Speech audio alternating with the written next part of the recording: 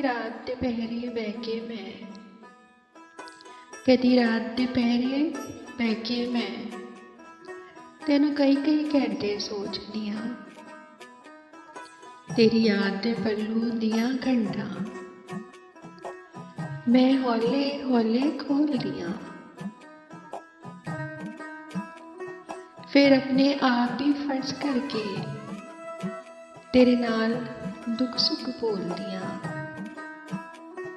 ਜਦ ਹੋਰ ਨਾ ਕੋਈ ਬਸ ਚੱਲੇ, ਤੈਨੂੰ ਵੇਖਣ ਦਾ ਮੈਂ ਸੋਚਦੀ ਹਾਂ। ਤੇਰੀ ਦੇਰ ਦੀ ਖਾਤਰ ਜਾਣੇ ਜਾ, ਅੱਖਾਂ ਬੰਦ ਕਰਦੀ ਕਦੀ ਖੋਲ੍ਹਦੀਆਂ। ਇਸ ਸਾਰੀ ਗੇਮ ਦੇ ਚੱਕਰ ਵਿੱਚ ਮੈਂ ਨੀਂਦ ਦੀ ਵਾਦੀ ਪਹੁੰਚਦੀ ਹਾਂ।